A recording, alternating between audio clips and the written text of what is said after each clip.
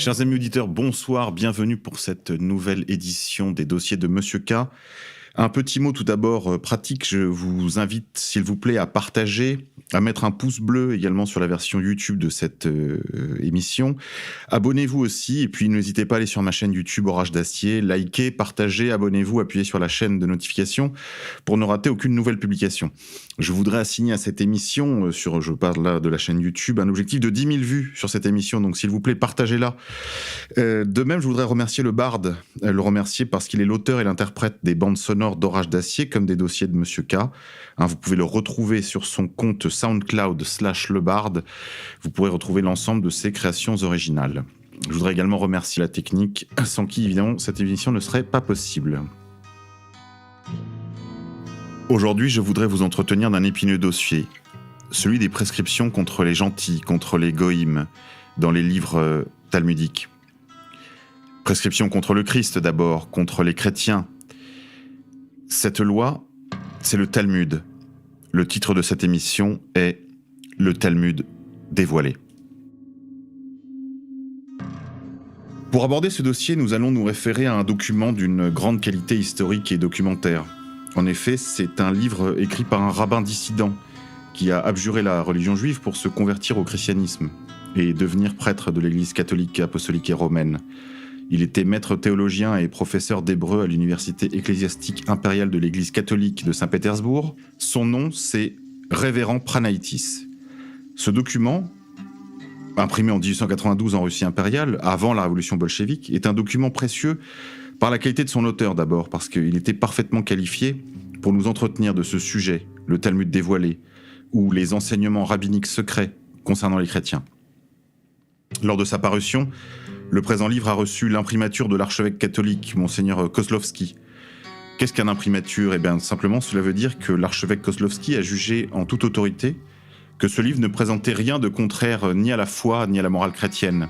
En particulier, pour ce qui concerne la haine ou l'injustice à l'égard des Juifs, tant il est vrai que le chrétien ne doit haïr personne. On verra que si la haine est interdite aux chrétiens, il en va autrement des talmudistes. Et que souvent cette haine est non seulement un droit, mais également un devoir religieux. Dans un premier temps, je vous propose de nous arrêter sur les enseignements permis ou prescrits par les livres talmudiques, au sujet du Christ et des chrétiens. Puis dans un second temps, de nous pencher sur les préceptes, c'est-à-dire les indications d'attitude, de comportement à adopter envers les chrétiens, les maximes pratiques à adopter dans les relations avec les chrétiens dans tous les secteurs de l'activité humaine, le commerce, le prêt d'argent, l'emploi, le voisinage, mais aussi le vol, le viol, le meurtre, comme nous allons le voir.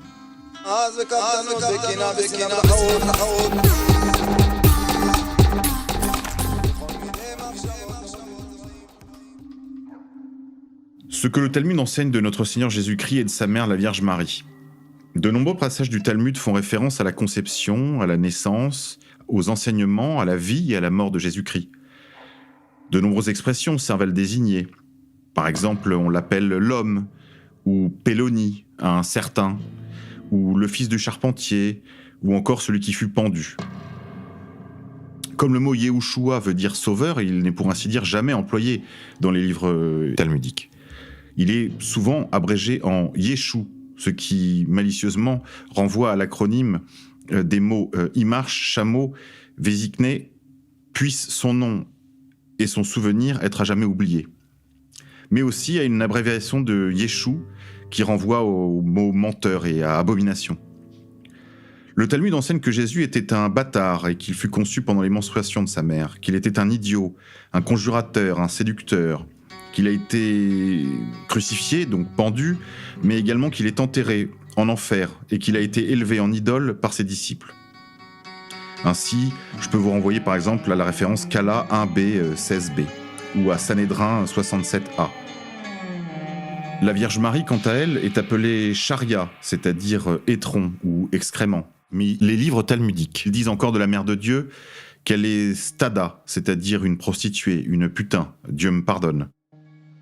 Elle aurait quitté son mari et commis l'adultère avec un légionnaire romain, un certain Pandira ou Pantera. Ainsi, on trouve dans le livre Shabbat le fils de Stada, le fils de Pandira ou de Pantera. Comme le rappelle d'ailleurs en son temps le saint Damascène, Saint Jean Damascène, le grand saint père de l'Église. Dans ses généalogies de Jésus-Christ, il rappelle ses offenses faites à notre Seigneur. Ben Stada, ou le fils de pute, ne fait pas de doute sur la façon dont il est interprété désignant Jésus de Nazareth, même s'ils essayent souvent de dissimuler de qui il s'agit, de peur que les chrétiens ne vengent l'honneur de Dieu. Jésus est dit en effet être un séducteur du peuple, un démagogue. Les évangiles rapportent, parce que dans le chapitre Matthieu 27, verset 63, que les qualifient Jésus de séducteur, et il continue de le faire jusqu'à ce jour. Dans Sanhédrin, par exemple, 107b, Jésus a séduit, corrompu et détruit Israël. Il l'appelle aussi celui qui fut pendu. En effet, il considère que, en raison de son impiété et de ses crimes, finalement, il a souffert une mort ignominieuse et a été pendu sur une croix. La veille de la Pâque, précise-t-il. Donc il n'y a pas d'erreur possible sur l'identité de la personne visée, il s'agit bien de Jésus de Nazareth.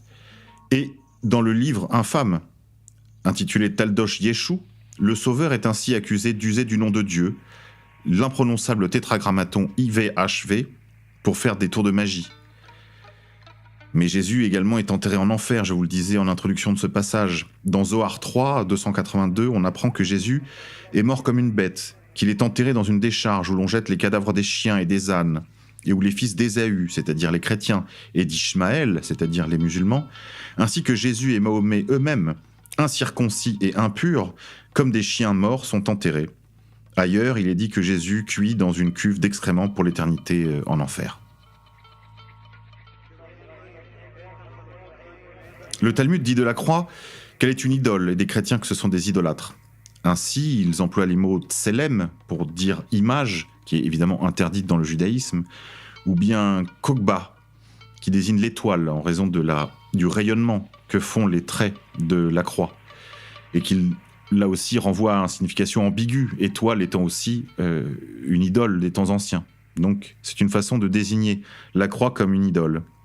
Ou encore l'expression Pessila qui renvoie à la sculpture, à l'idole. Ainsi, on trouve dans les livres Horash Chaim 113.8 ou dans le Yoreh Daé 150,2, je vous en donne un exemple. Il est dit « Il n'est pas permis de s'incliner ou d'ôter son chapeau devant des princes ou des prêtres qui portent une croix sur leurs vêtements comme il est de coutume.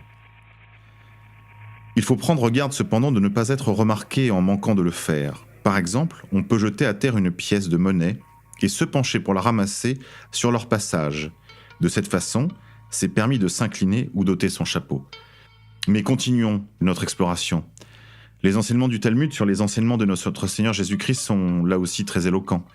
Selon le Talmud, un séducteur et un idolâtre ne pouvaient enseigner que des choses fausses, des idioties, des hérésies et des choses irréalisables. Ainsi, dans le livre Aboda Zara 6a, il est dit qu'un nazaréen, un chrétien, est celui qui suit les fausses doctrines de l'homme qui lui a appris à prier le premier jour après le sabbat, c'est-à-dire le dimanche.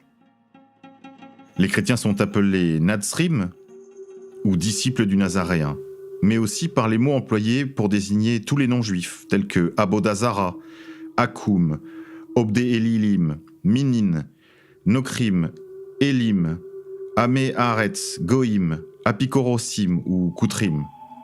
Maïmonide, dans son Pesset 78c, écrit qu'il soit dit des chrétiens qui suivent Jésus, même s'ils diffèrent entre eux dans leurs enseignements, qu'ils sont tous des idolâtres. Akoum est un mot dont l'acronyme des initiales désigne en réalité ceux qui sont les adorateurs des étoiles et des planètes. Ainsi, étaient désignés du temps des Hébreux, des anciens Hébreux, les païens qui vivaient tout autour d'Israël et qui manquaient de toute vraie connaissance de Dieu. Mais c'est sous ce nom d'Akoum que sont maintenant désignés les chrétiens, nous dit le révérend Pranaïtis. Je vous rappelle, on est en 1892. On le trouve par exemple dans de nombreuses occurrences, telles que Onash Shaim, par exemple, 113.8. Ceux qui usent d'une croix sont appelés Akoum. Ou dans Yoredea 148.5 et 12, ceux qui célèbrent les fêtes de Noël et du jour de l'an sont appelés adorateurs des étoiles et des planètes. Donc il n'y a absolument aucun doute là-dessus lorsque les talmudistes pourtant se défendent que les expressions dans le Talmud puissent être hostiles ou dépréciatives, péjoratives à l'égard des chrétiens, ils mentent. Ils utilisent également, pour désigner les chrétiens, le mot de Obdé Elilim, serviteur des idoles, synonyme d'Akoum, ou Minim, qui veut dire hérétique. Ceux qui possèdent un évangile sont appelés hérétiques. Dans Shabbat, par exemple, 116a, le rabbin Meir appelle les livres des Minines les Aren Gilayan, c'est-à-dire les livres iniques, parce qu'il les appelle les évangiles, écrit-il. Rome est appelée Édom, elle est le royaume des Édomites. Ainsi, le rabbin Béchaï, dans Kad Akenash 20a, dit « sont appelés Édomites ceux qui font avec leurs doigts le signe ici et là, c'est-à-dire le signe de la croix. Ils sont également appelés Goy, ou Goïm au pluriel, et Goya pour la forme au féminin. Les idolâtres sont tous appelés Goïm. Dans des éditions plus récentes du Talmud, on est, je vous le rappelle, en 1890, le mot Goïm est intentionnellement évité, et d'autres mots pour désigner les noms gentils lui sont préférés. Il est bien connu, le mot Goïm désigne les chrétiens, au milieu desquels ils vivent. Le plus souvent, ils prétendent que c'est une expression innocente. C'est faux. Ainsi, dans Shachem Amishpat, est employé dans un sens extrêmement péjoratif le terme de Goïm. Ainsi est-il écrit « Les traîtres et les épicuriens, les apostats, sont pires que les Goïm ». Les chrétiens sont également appelés dans ces écrits Bessar Vedam, qui veut dire chair et sang. Hommes qui sont charnels, destinés à la perdition et n'ont aucune communion avec Dieu. Les chrétiens sont bien considérés comme chair et sang, nous le savons par leur livre de prière où il est écrit « Quiconque croise un chrétien sage peut dire « Béni soit le Seigneur qui dispense sa sagesse à la chair et au sang », etc. »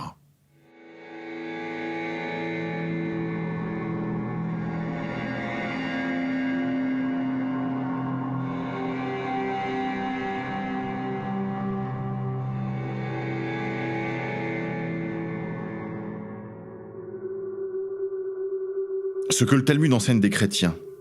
À partir du moment où Jésus est dit être un magicien, un idolâtre, un hérétique, on imagine aisément comment ils tiennent en mépris ses disciples. En réalité, il n'y a rien de plus abominable que ce qu'ils disent des chrétiens. Ils disent des chrétiens que ce sont des idolâtres, le pire genre d'être, bien pire que les musulmans, des menteurs, des fornicateurs, des animaux impurs, qu'ils sont comme la poussière, qu'ils ne méritent pas le nom d'humain, qu'ils sont des bêtes à forme humaine, qu'ils méritent d'être nommés des bêtes, des vaches, des ânes, des porcs, des chiens, qu'ils sont pires que des chiens, qu'ils sont d'origine diabolique, que leurs âmes viennent du diable et qu'ils s'en retourneront en enfer après la mort.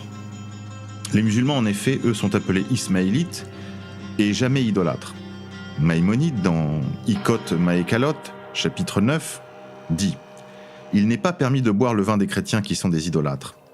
Ils sont aussi dits des meurtriers. » Dans Abodazara 22a, il est écrit « Il n'est pas permis de s'associer avec les gentils, car ils versent le sang. » De même, dans Yoredora 153.2, un Israélite ne doit point se mêler aux Akoun, donc aux chrétiens, parce qu'ils versent le sang. Dans Abodazara toujours 25b, il est écrit « Si un goy se joint à vous sur la route, vous devez marcher à sa droite, de façon que si le gentil lève sa main droite pour vous frapper, vous puissiez lever votre main droite afin d'arrêter le coup de sa main. » On voit le niveau de crainte et de haine implémenté dans le subconscient par ces histoires de gentils homicides et antisémites. Plus loin, nous apprenons que les chrétiens sont des fornicateurs. Abodazara 15b, il est écrit « On ne doit point laisser d'animaux de sexe masculin dans leurs étables avec leurs hommes, ni d'animaux de sexe féminin avec leurs femmes. Combien plus il faut veiller à ne point laisser d'animaux femelles en compagnie de leurs hommes, ou de sexe masculin avec leurs femmes, ni laisser de brebis à la garde de leurs bergers, ni avoir de relations avec eux d'aucune sorte, ni laisser d'enfants à leurs soins afin d'apprendre à lire ou aucun autre métier. » Un peu plus loin, en 22a, toujours sur Abodazara, on a l'explication du pourquoi il ne faut pas laisser des animaux de sexe féminin en présence des femmes. En effet, dit-il, le bétail dans leurs étables, les animaux ne doivent pas être laissés près des goïms parce qu'ils sont suspectés d'avoir des relations sexuelles avec les bêtes. Les femmes ne doivent point les approcher parce qu'ils sont sursexualisés. Et pourquoi ne doit-on pas laisser d'animaux femelles à la garde de leurs femmes, me demanderez-vous? Eh bien, toujours dans Abodazara 22b, on apprend « Parce qu'ils vont dans la maison de leur voisin pour commettre l'adultère avec la femme. Et si la voisine n'est pas là, ils forniquent avec les brebis dans l'étable, en lieu et place. Et parfois même, si elles sont chez elles, ils forniquent avec les brebis malgré tout, parce qu'ils préfèrent forniquer avec des animaux, car ils préfèrent la brebis du que leur propre femme. Pour les mêmes raisons, on ne doit confier ni les brebis à des bergers gentils, ni les enfants à des éducateurs. Les goïms, disent-ils aussi, sont impurs, parce qu'ils mangent des aliments impurs, Shabbat 145b, parce qu'ils n'ont pas été purifiés du péché originel sur le mont Sinaï, Abodazara 22b, et également aussi parce qu'ils sont parmi la liste de toutes les choses impures, telles que le chien, l'âne, les peuples de la terre, les chrétiens, les chameaux, les porcs, les chevaux et les lépreux. Les chrétiens sont comme des bêtes. Kiritou 6b, page 78, les juifs sont appelés hommes, mais les goïms ne sont pas appelés des hommes. Midrash Taliptio, follicule 22, 5d, Dieu les a créés avec une forme humaine pour la gloire des mais Akoun donc les païens, les chrétiens, les adorateurs des étoiles et des planètes, c'est-à-dire les chrétiens, ont été créés pour le seul usage d'être des serviteurs jour et nuit. Le grand Rashi écrit « Un chien vaut plus qu'un okri, c'est-à-dire un akoum, un goïm », dans son commentaire du chapitre 14, verset 21 du Deutéronome. Et il nous accuse de nouveau de forniquer avec des bêtes et de nous reproduire comme des bêtes. Ainsi, dans Sanhédrin 74b, Tosefot, il est dit « Les rapports sexuels d'un goy sont comme ceux d'une bête. Le mariage chrétien n'est pas un mariage. Kiddushim 3b, on lit « Ils ne peuvent contracter de mariage. » Ou Eben Hazer 44.8, « Si un contracte un mariage avec une akoum, une chrétienne, ou avec sa servante, ce mariage est nul. » Ou encore, dans le Zohar 2, 64b, « Si seuls les idolâtres avaient des relations sexuelles, le monde cesserait d'exister. » De cette façon, nous savons que les ne doivent point en céder à ces infâmes voleurs, car ils se répandent en trop grand nombre, il nous sera impossible de continuer d'exister par leur faute, car ils se reproduisent comme des bêtes. Là encore, donc ça c'est dans le Zohar.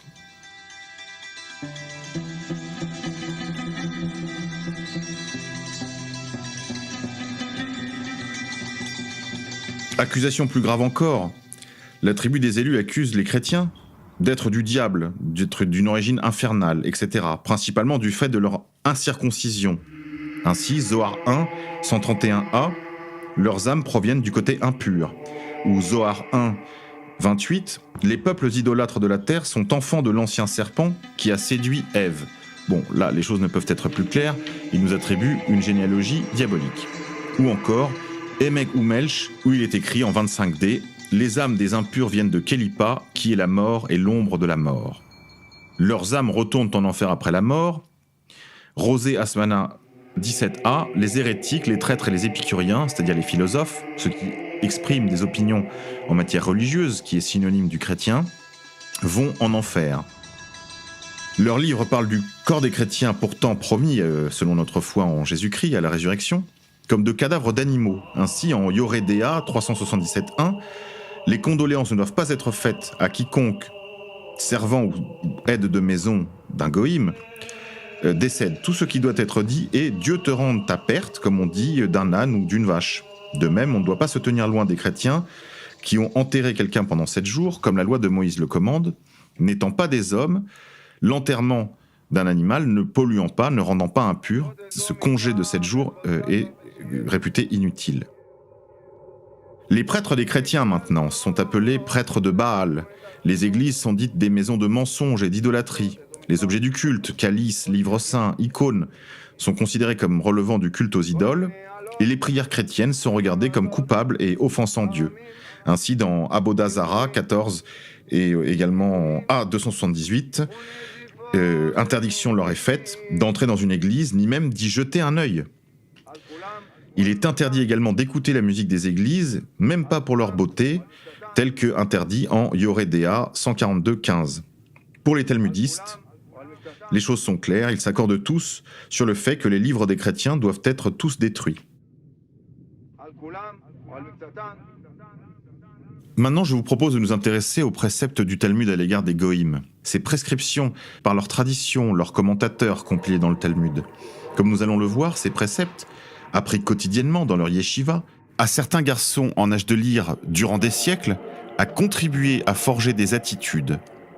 Parmi ces attitudes, on comprend de l'impolitesse et du mépris, de la tromperie, du mensonge, de la malveillance, des abus, du vol, du viol et du meurtre, jusqu'au sacrifice rituel. Un ne doit pas rendre son salut à un chrétien, Yoredea 148-10. Un ne doit pas se rendre devant les juges chrétiens, Shorchen Amishpat 26.1. Un ne peut pas manger la nourriture d'un chrétien, Yoredea 112.1 et Abodazara 35b.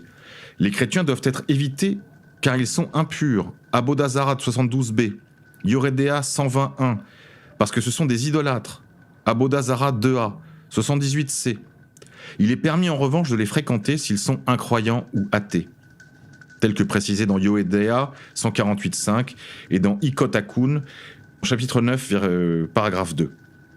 Il est permis d'envoyer un cadeau à un Akun lors des fêtes, par exemple, si l'on sait qu'il ne croit pas dans les idoles et qu'il ne les adore pas. Les ont interdiction de confier leurs enfants à des nounous chrétiennes, Yoredea 81.7, ni à des professeurs chrétiens, Yoredea 153.1. Un enfant ne doit pas être confié à un Akun pour apprendre les manières, la littérature ou les arts, car il les conduirait à l'hérésie. Ils ne doivent pas non plus être confiés à un docteur, à un obstétricien ou à un barbier chrétien, Yoredea 155.1, Pessachier 25a, Abodazara 26a. Vous ne devez même pas être coiffé par un Akun, à moins que vos amis soient présents de peur que le coiffeur ne vous égorge. Aucun bien ne doit être fait aux chrétiens, nous dit le Zohar, chapitre 1, paragraphe 25b. Il est dit, ceux qui font du bien aux Akun ne se lèveront pas de parmi les morts. C'est-à-dire que la résurrection, à la fin des temps, au moment du jugement, au jour de la résurrection et du jugement dernier, sera retranchée de ceux qui auront fait du bien aux chrétiens. Je ne sais pas, chers amis auditeurs, si vous réalisez le niveau de haine qui est contenu dans ces livres. Il est permis de faire de temps en temps cependant du bien aux chrétiens, mais uniquement pour le bien de la paix et pour dissimuler la haine que nous leur vouons, nous précise Maïmonide dans Ikot Akun, chapitre 10, verset 6, ou encore dans Yoredea 148.12. Le Talmud commande de faire du tort aux chrétiens. À partir du moment où les goïms servent les comme le firent les bêtes de somme, ouvrez les guillemets, la vie d'un goï et toutes ses capacités physiques appartiennent à un.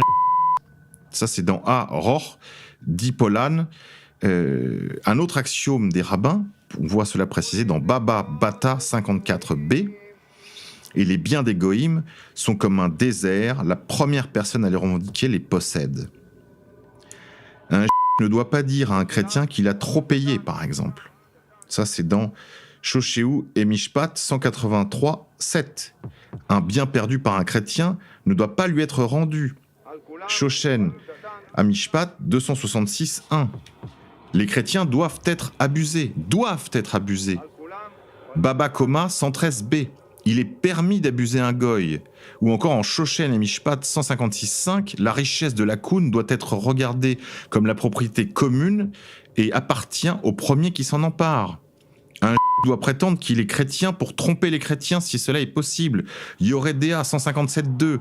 Si un peut tromper les adorateurs d'étoiles en prétendant être l'un d'entre eux, qu'il le fasse. Un a le droit de pratiquer l'usure sur un chrétien. Abodazara 159.1. Il est permis de pratiquer l'usure sur les apostats qui tombent en idolâtrie. Un peut mentir et se parjurer pour perdre un chrétien. Baba Koma 113a. Le nom de Dieu n'est point profané quand le goy ignore que le a menti. On doit louer, dit encore le Talmud, celui qui peut s'affranchir des ennemis. Rabbin Cheskia demande comment les combat-on ? Par ruse, tu leur feras la guerre. Citation des Proverbes 24.6. La ruse et les tricheries, dès que cela est possible, on doit les combattre sans relâche jusqu'à restauration de l'ordre. De cette façon, nous aurons la satisfaction de nous libérer de leurs jougs et de les dominer. Une chrétienne qui accouche, un chrétien qui est malade ou qui est en grand danger de mort ne doivent pas être secourus. Yoredea 158.1, Oshashaim 332, Shosham Ameshpat 425.5, Yoredea 158.1. Les occurrences sont trop nombreuses, je ne fais que vous en donner un catalogue déjà par trop pénible. Retournons à Maïmonide. Il nous dit « N'ayez aucune pitié d'eux ».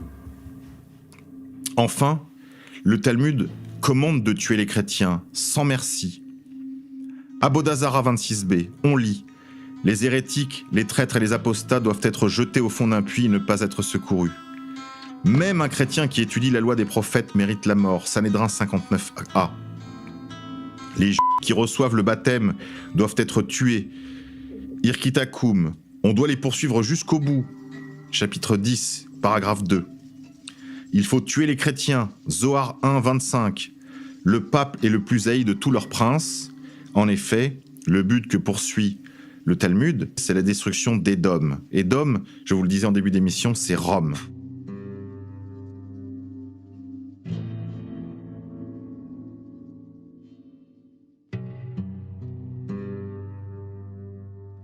Rabbin David Kimchi écrit dans Obadian « Ce que les prophètes ont annoncé de la destruction d'Édom dans les derniers jours s'adressait à Rome. Comme l'explique Ésaïe chapitre 34, 1, « Approchez, nation, pour entendre, lorsque Rome est détruite, Israël sera sauvé. » Et le rabbin Abraham dit aussi dans Seror Amor, section Shoftim, « Immédiatement après que Rome soit détruite, nous serons sauvés. » Sulchan Arouk, de même que Yoredea 158.1, en temps de guerre, les Akoum, c'est-à-dire les chrétiens, doivent être tués, car il est écrit « Les bons parmi les Akoum doivent périr ». Ou encore « Prends la vie des Kippotes et tue-les, et tu plairas à Dieu autant que si tu lui offrais de l'encens. » Dans leurs prières, les Juifs prient pour la venue de leur Messie plein de vengeance, spécialement la veille de Pâques. Ainsi est-il écrit « Combien de temps encore retiendras-tu ta force captive et ta beauté sous la main de l'oppresseur, ô Dieu ? Montre ta force et combat nos ennemis, brise leur force et laisse-nous les confondre. » Je vous passe ici tous les épisodes concernant le viol des Akounes, des Minines, des chrétiennes, qui ne sont pas des êtres humains, qui sont des bêtes, et qui sont bien évidemment, comme le reste des biens meubles, à disposition de leurs maîtres juifs. Ainsi, dans Pesachim 49b, il est écrit « Rabbi Eliezer dit « Il est permis de couper la tête d'un idiot, c'est-à-dire d'un goïm, le jour de la fête de la rémission, si ça tombe un samedi. » Ses disciples lui demandèrent « Mais Rabbi, tu devrais plutôt parler de sacrifice. » Mais il a répondu « Pas du tout. Car pour un sacrifice, il est nécessaire de faire des prières pendant qu'on sacrifie. Or, il n'y a pas point besoin de prière lorsque l'on coupe la tête de quelqu'un. » Plus loin, il est dit aussi que la mort des chrétiens plaît à Dieu. Après la destruction du temple de Jérusalem, le seul sacrifice nécessaire est l'extermination des goïms. Dans Zohar 3, 227b, le bon pasteur dit « Le seul sacrifice requis est de retirer de nous les impurs. » Dans Zohar 1, 38b et 39a, il est écrit « Dans les palais des 4 paradis se tiennent ceux qui ont pleuré sur Sion et Jérusalem, et tous ceux qui ont détruit les nations idolâtres. Et ceux qui ont tué ces gens qui adorent les idoles sont vêtus de pourpre, et ainsi ils sont reconnus et honorés. » Dans Ilkot Akun 10.1, il est écrit « Ne mange pas avec les idolâtres. De même, ne les laisse pas adorer leurs idoles, car il est dit « Ne fais pas d'alliance avec eux et ne leur montre aucune pitié. » Deutéronome chapitre 7. Mais plutôt, détourne-toi d'eux, de leurs idoles, et tue-les. Également, toujours dans Ilkot Akun 10.7, cette fois, là où se tiennent les Juifs, aucun idolâtre ne doit se tenir debout. Nous reviendrons dans une prochaine émission, si Dieu veut, sur le libelle de sang.